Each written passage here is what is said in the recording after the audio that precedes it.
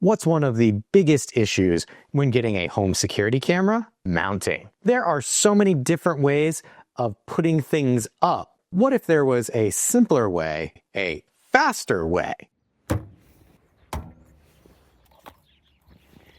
That's where the new Tapo C465 comes in. I will be going over everything from general specifications and application controls to a battery of real-world testing.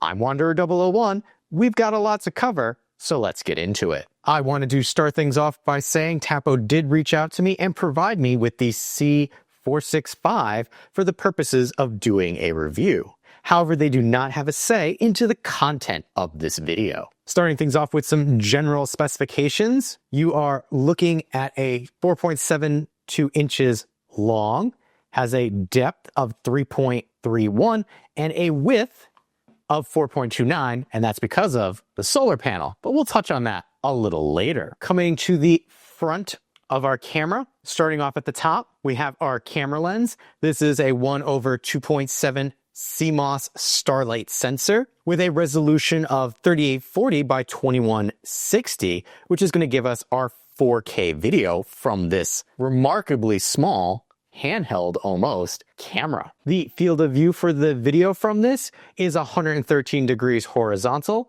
with 59 degrees vertical, with FPS at 15 frames per second. It also supports 18 times digital zoom. Yes, it will be pinch to zoom to do so. Moving down, we have two 850 nanometer IR lights, two LED lights, as well as a status light, ambient light sensor, and a microphone on the front. We also have a very large, almost smiley face PIR sensor, which has a field of view of 120 degrees horizontal. I like this type of PIR sensor because it gives you a large enough swath where anything that the camera is going to see, the PIR sensor will most likely see as well and actually set the camera off to record what's happening. If we come to the bottom, we have a speaker in the back, a threaded mounting point, that's for something else. We have a USB-C charging port if we need to, because we can't top it off with the solar panel. It does have a nice rubberized channel for that. And then at the top here, we have our micro SD card slot. This can support up to a 512 gigabyte micro SD card.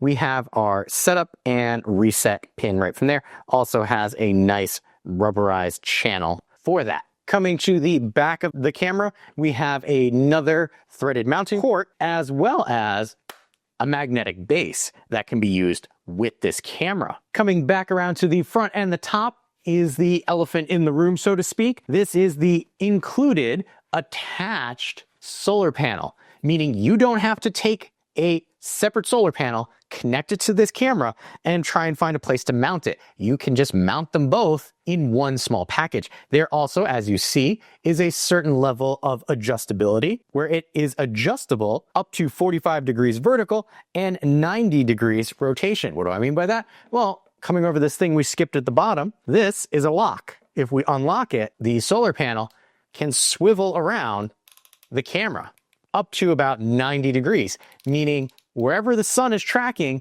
you can find it and lock it in. And once you've found the place you want, simply lock the bottom into place and the solar panel won't move. The solar panel itself is 4.29 inches wide with a height of 3.5 and a depth at its widest point here at the base of just shy of ½ an inch. So realistically, it's very small. Just 50 minutes of sunlight is enough to keep the battery topped off after fully charging it, not from zero. This is meant to maintain a battery level, not charge it up from zero, at least in one day. The solar panel is charging a 7,800 milliamp lithium ion battery inside the camera, which offers up to 150 days of use depending on the amount of triggers that the camera has. Charging temperature for the camera is between 32 degrees and 112 degrees Fahrenheit. So if you drop below 32 degrees Fahrenheit, this will stop charging. I have had that happen because I'm currently in my winter months. But that's not to say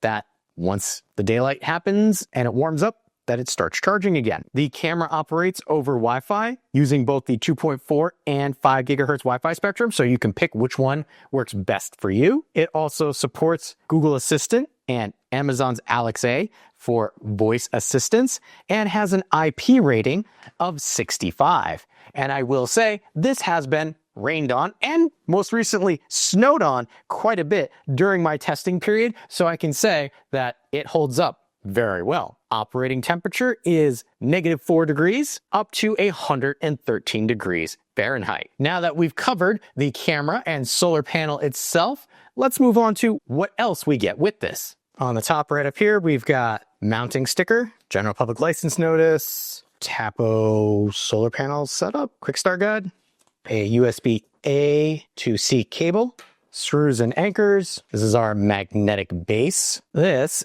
is an anti-theft cord. Here is our magnetic plate, camera, and solar panel all in one. Now that we've seen everything else that we get, I wanted to touch on mounting. One of the biggest complaints that I've had from people is if you have a magnetic mount, that it will walk away on you. And Tapo has heard this. They include this metal mounting plate so that you can mount this to a structure and then connect it to your magnetized base. But that's not all. This bit here is a screw that goes into the base of the camera and connects to the base plate there, which will prevent the camera from walking away on you because you left it within reach of somebody trying to take it down. This is a very fine, thin metal wire, but it'll be enough to slow somebody down, if not deter them completely, if they try and walk away with your camera. Now that we've covered all of our hardware, what's next? Well, this is a smart device. That means there's going to be a setup process.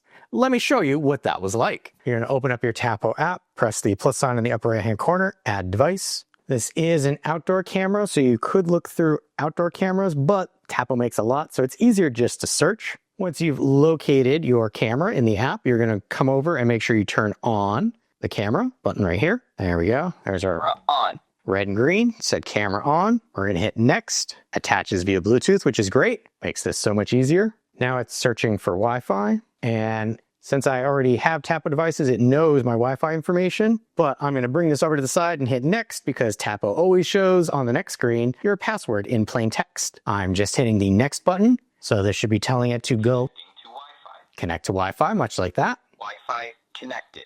Wi-Fi has been connected. Now it wants us to give it a name, so I'm giving it a fancy name right there. Hitting next. Where is this going to be located? And this is for grouping. We're going to leave it at the garage level. Hit next. You can select an icon for it, but you can always come back and edit this later if you want. So it does not have to be perfect. Something that looks like it, I can hit next. So setup complete. Sounds good. Do you want to start your free trial of Tapo Care? I don't necessarily need that right now. So I'm going to say got it. And saying to insert a micro SD card if you haven't done so already. When do you want it to check for firmware updates? I'm going to adjust this because I have a lot of stuff that checks on its default time there. Hit next. Close report covers. Next. And then it's going to test your Wi-Fi signal and probably show you a picture of me. There I am right behind it. Not bad. Next. Kind of giving you some instructions. Don't do this. Don't do this. And next. Likewise, don't put it behind glass. Next. Optimal viewing angles. Next. And then kind of installation, where you should do it, where you should kind of put the solar panel at. And next. And then you should fully charge this before putting it out. So we're going to say next. So good, no, next. Magnetic base versus non, where you actually use the wall mount. So I'm going to say next because I'm just going to use the magnetic base, kind of giving you some basic directions for it. Do you want to start a test? Well, I'm not going to do that right now because it's not where it should be. And there we go. That was setup. With setup out of the way, we want to set up AI triggers, notifications, and more. That's all done in the application. Before we jump into that though, I want to point out that Tapo does not charge you extra or a subscription fee for those AI notifications, unlike some other manufacturers that do. I will point out things like Tapo Care, which is their subscription service, but also show you that this camera is 100% functional without having to pay for it. So let's jump into the app. Here you could see a picture of the camera itself, its name, its location, as well as a battery indicator. If this was charging, this would be green. We have a quick toggle to turn on and off privacy mode right from here. But let's open the camera up so we can get an idea of what's going on. Up at the top, you've got your name, you've got your connection speed, and then another indication place for the battery. Right here on the screen itself, which will be changing shortly as we're approaching dusk, you have controls. If you tap it, you have your multi-camera view right there.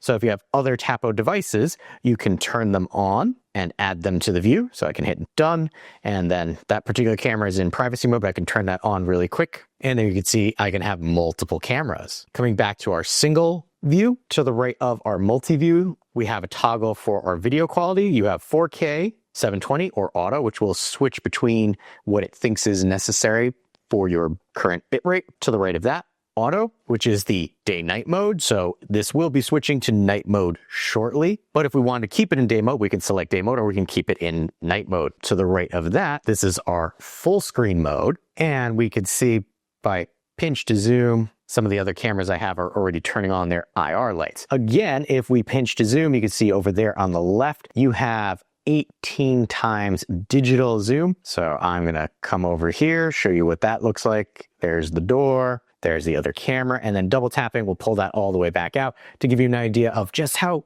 closely we zoomed in. Selecting that will take a still image of anything that's on the screen at the moment. To the right of that, we have our camera record. If I select this, it will record anything that walks through frame in real time and then save it to our downloads area. Next to that, we have our camera's microphone. You can adjust how sensitive you want your microphone to be. To the right of that, we have our telephone. This is going to be our communication. This is going to be for full duplex. If I tap the call right here, the people outside will hear me in real time talking to them, and I will hear them talking back to me. To either side of our call button, we have turning off and on the mic, turning off and on the speaker. That's all going to be camera side. And then right here, we have our settings, so we can adjust the camera speaker or the camera microphone's sensitivity. And we're gonna turn that off and come down. This option was full duplex. This option right here is tap to talk. So you have to hold this to start talking, and you'll see pulsating around my finger is actually indicating that it's talking. We have the same options that we had on our full duplex. To the right of that, we have our alarm mode. Now, this is only to arm the alarm itself. This is not to actively set it off. You will have to have something come through frame, like a person or a pet or a vehicle, to set off your alarm. Now, we do have to the right of that privacy mode. Selecting this will turn the camera into privacy mode, meaning you do not see anything from the live feed. It will not record anything, and you have to turn it off in order to get your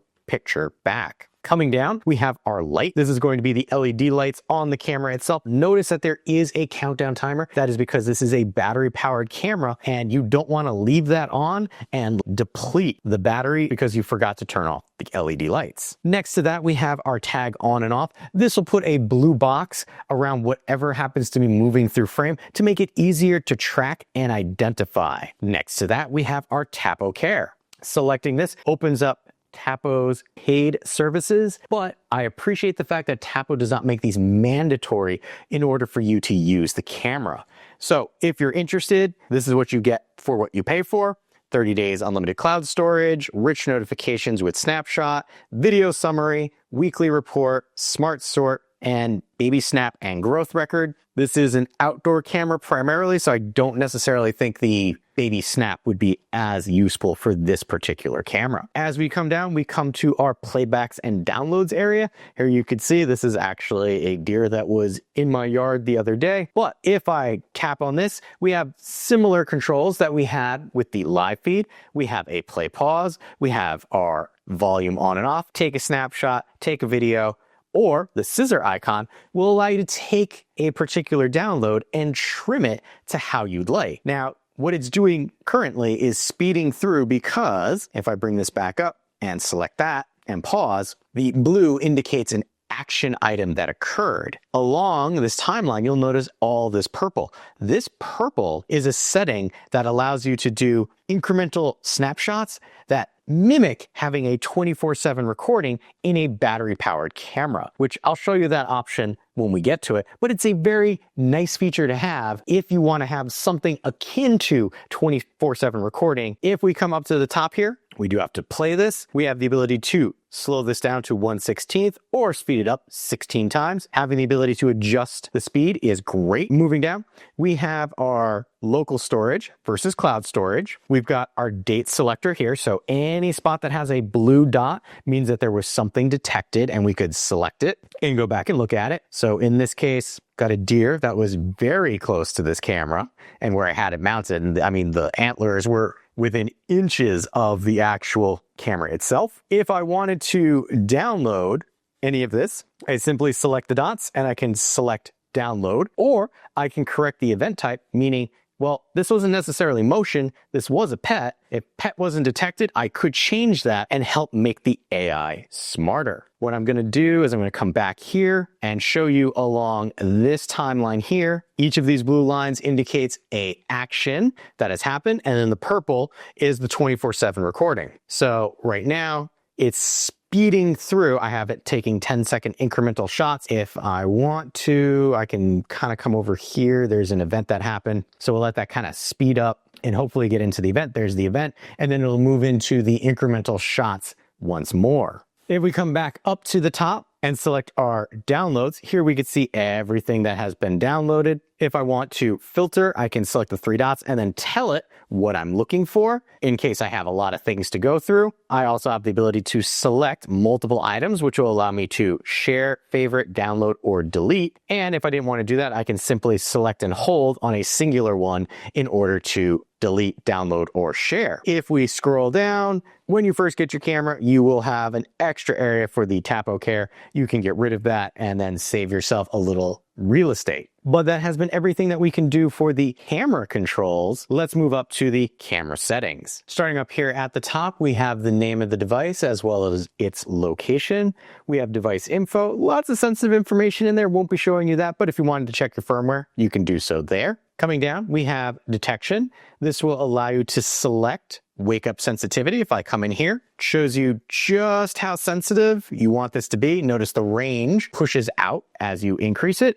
And then you have your detection test if you wanted to double check to make sure that it's actually picking up where you want it to. We have our detection zones. Right now I have this set for all, but if I select this, I can set individually for each type. Now, right now I'm selecting for 3 different ones. I can select edit here, and then I can adjust my motion zone. Maybe I just care about that there. People, maybe I just care about over here by my deck. And then animals, well, animals is mostly over here because this is where they come from. And then if I wanted to, I would have to turn on my vehicles, but I could do that. But notice now I have 3 separate zones for each detection type. We're not limited to a single one. We can make a whole bunch of them and set them as we want and where we want. I can delete them individually. I can select to clear all of them, or I can leave it on all, which is what I prefer because I want all motion in every zone I have. As we come down, this is where I can toggle on and off the detection type. So here's motion and then the sensitivity. So let's say for a person, I want high sensitivity, and I can even change the exposure if I wanted auto exposure on or off for that particular detection type. Same thing with pet. Maybe I want better pet detection and I can adjust my auto exposure. I like the fact that I can change these based on a per detection type and not just have to group them all together if I don't want to. Next to that, we have our alarm. We have on or off, and then we have some settings. We have alarm type. Is it sound and light, just light, or just sound? We have our sound types. We have default, which can be siren, emergency, or red alert. The volume, high, medium, or low. And then if we wanted to, we could create a custom one where I select add a sound and we can give it a name and then tap to record. I'm going to do this because you have 15 seconds to record a sound. This can be fairly long, especially if you're talking as much as I am. And once you complete this, you could just hit the stop button, but I'm trying to bring it all the way to the end to show you what that looks like if you talk a little too much to try and do this. And there we go. We can play, which will play it on the camera itself. And then we can record again if we weren't happy with this. If we are happy, simply select the save in the upper right-hand corner and your new custom sound will be sent to the camera for future use. Underneath our sound type, we have alarm duration. You have default, or we can do custom, 5 seconds, 10 seconds, 30 seconds, or customize it from here. And we can go all the way up to 30, but we have access to the numbers in between. So this is why it's custom. And there you see it's saving it at 12 seconds. We have our alarm type, motion, person, pet. So hypothetically, because of where this is, I really don't want to scare off pets. Motion, I get a lot of things blowing through my yard. I only care about people and vehicles because there really shouldn't be a vehicle back there. So those are the only two things that are going to set off alarm. Alarm schedule. Well, you've got all day. You have during the day, which is 8 a.m. to 8 p.m., during the night, which is 8 p.m. to 8 a.m., or a custom schedule, which will allow you to set days and times. Personally, at least for where I have it, all day works just fine. We have our anti-theft alarm, meaning if somebody messes with it, it will set off an alarm. And with this being a magnetic battery-powered camera, it's probably a good idea to turn that on. Coming down, we have our battery status. So we've got show battery status, show percentage. We have working mode. Right now I have it on balance, but we can change this between high performance, power saving, and custom.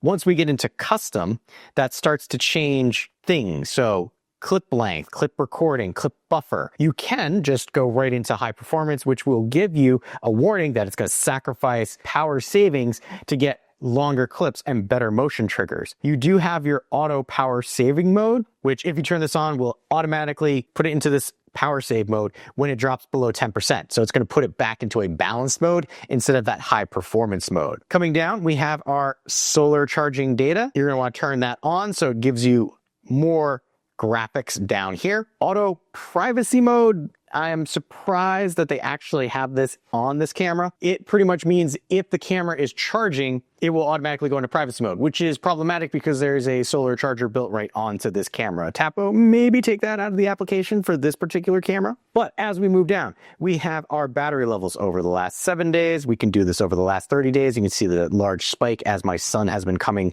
out. We have our battery usage. That's going to be when things get triggered. Time usage, you can click on this and get information on that. Here we've got details where trigger times, things of that nature, wake ups versus filtered out by the AI, and then solar energy output. But I like the fact that Tapo gives you all of that information. I enjoy data and I like the fact that it just presents it to you. And if you don't want to use it, you don't have to, but it's there if you do. To the right of that, we have our 24/7 capture. This is off by default, so you'll have to come in here and turn it on. You can then select your capture interval. For me, 10 to 20 seconds has been my sweet spot of getting the most out of things with being able to see what's going on without really missing anything.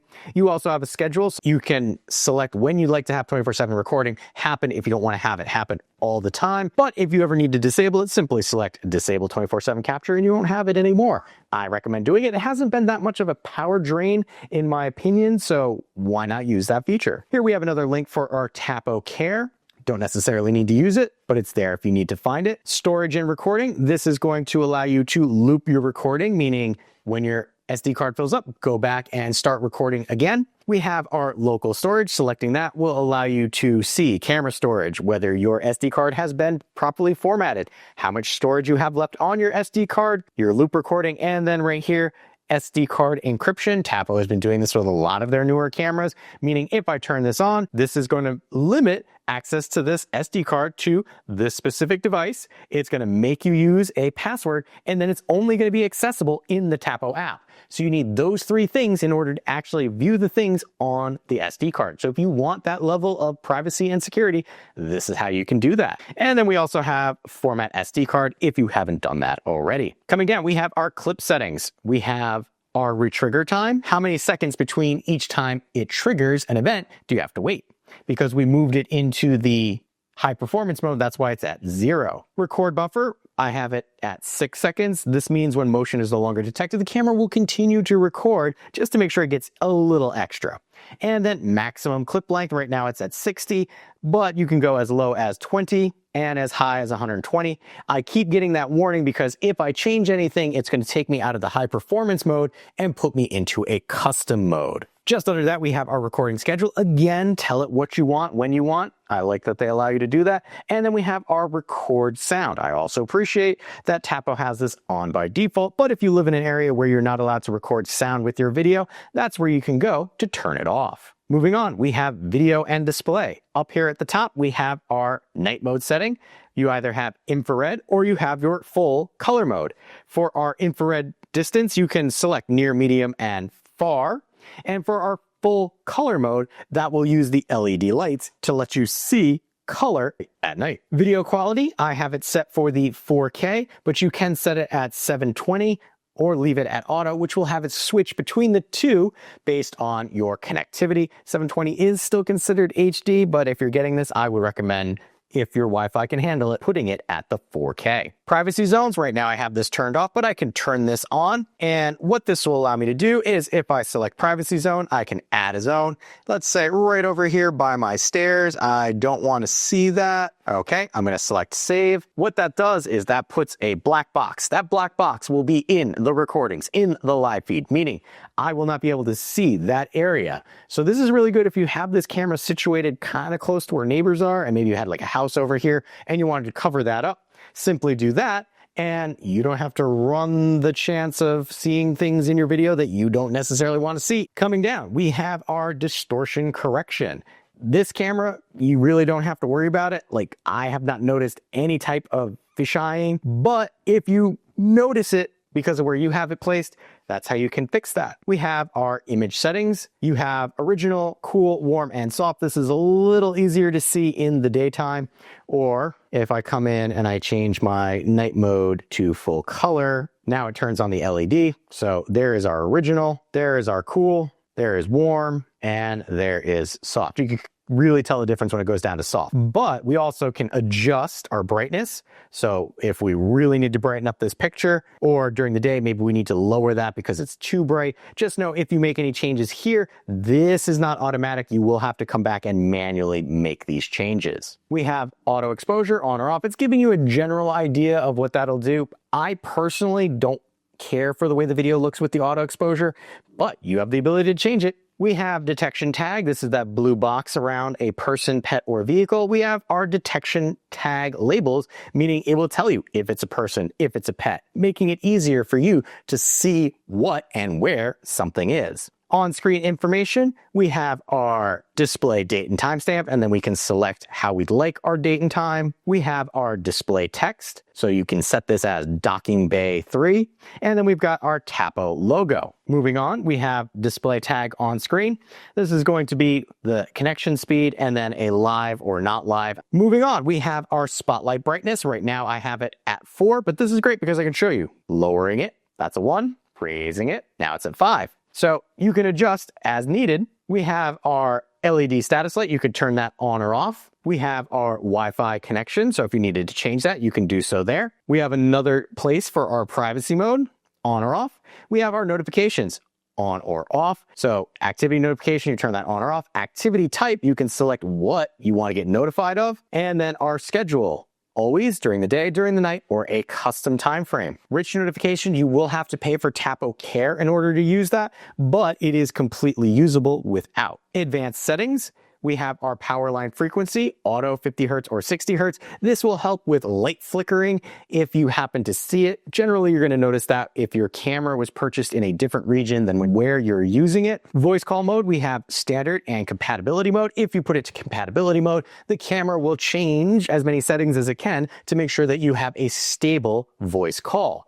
Much like our display settings, hardware acceleration versus compatibility mode. If you need to have that visual, putting on the compatibility mode, the camera will change as much as it can to make sure that you have a stable video connection. Diagnostics, you can turn this on or off. Generally, this is if you have a problem with the camera and you need to work with Tapo's support. They're going to ask you to generate a diagnostic for them. Coming down, we have share device. Right now I'm not sharing it with anybody, but I could select the share icon here, and then we would enter the email address for the person and then send it to them to share this particular camera. Keep in mind they will need their own Tapo account in order to share your Tapo camera. Underneath that, we have smart actions. This is really good, especially if you have other Tapo products. Tapo really makes this simple. You can set this up as a add a smart action. We're going to not add a shortcut, we're going to add an automation, and this is a simple if this then that. So you would select an effective time, when, and it's what it is. So device changes status, time of day, arrive or leave. So I could say when the camera and then sees something motion, blah, blah, blah, then turn this light on, turn this light off. It is very simplistic to use, but they do give you a bunch of predefined ones to get you started on that path if you've never used something like that before. Under that, we have our user guide. So you've got a welcome guide and a mounting guide. We have Support Center. If you need support for this particular camera, they make it really easy.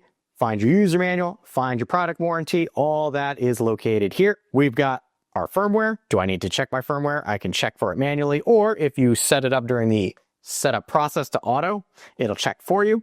We can reboot the camera from here. We can remove the camera from here. And that has been everything that we can do for the Tapo C465 in the Tapo app. Now that we've seen everything that we can do with this, what's next? For me, I like to do testing. And first and foremost, audio. Because even if the picture's good, if you can't hear what's going on, there's a problem. So let's take a listen. Sally sells seashells by the seashore. Peter Piper, pack of pickled peppers. Test 1, test 2, test 3, and test. Sally sells seashells by the seashore. Peter Piper picked a pack of pickled peppers. Test 1, test 2, test 3, and test. Alarm test. Next up, video. To start this section off, I want to point out in the upper right-hand corner there is going to be a link to the raw video samples that I got from this camera, as they will be downscaled to 1080 for this video. So let's take a look. Yeah, lights still over there. Let's try and do this so we don't hit anything or fall on my face.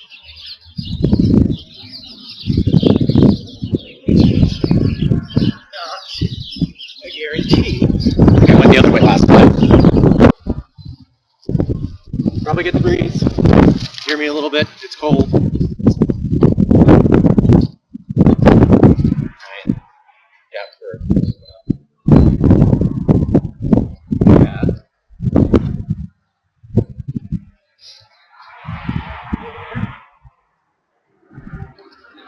This the other time too. Cross, and run. Okay, this is low light test. IR lights aren't on yet. Or the LEDs. Watching out. Gear leaving. This way. Run at you like this. This will be an example of infrared, showing you far-reaching lights. Don't have where we're going.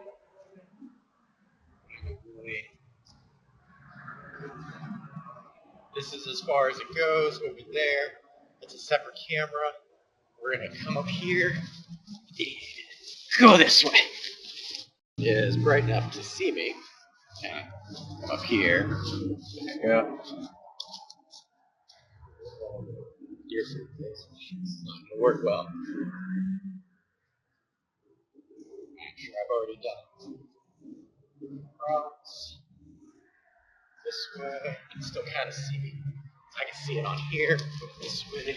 And then this way. With video out of the way, we move on to detection speed. This is a PIR sensor. That means it is a heat-based motion sensor. That means there could be a small delay in it picking somebody up and starting the recording. But I did several tests to see how well it did. Let me show you what that was like. Notification speed test for the bullet solar pan magnet cam thing there. We're gonna try this a little better here. Start. PIR sensor should be here. Yeah, and sorry about the snow messing with this, but 4.5 probably did about 4.25. Not too bad for a battery powered camera. Now, there was a lot that I covered with this camera and a lot of things that I liked, but that doesn't mean that it's not without its faults. So I want to point out a few things to you as data points for your consideration. First and foremost, the built-in solar panel does limit the locations that it can be set up and placed to actually get sun. Yes, having it built in is great, but if you can't angle the solar panel to a place where it gets sun, then having the detached solar panel with the long cable is a little more beneficial. Likewise, with our solar panel, it does make it a little more conspicuous when placing. So if you were trying to put this in a location where it wasn't as noticeable, the large solar panel attached to the cylindrical camera does stand out a little more than other cameras that I've tested. Even with that said, Tapo has a large selection of camera types that can fit just about any home, and the C465 is no different. Tapo has taken what they've learned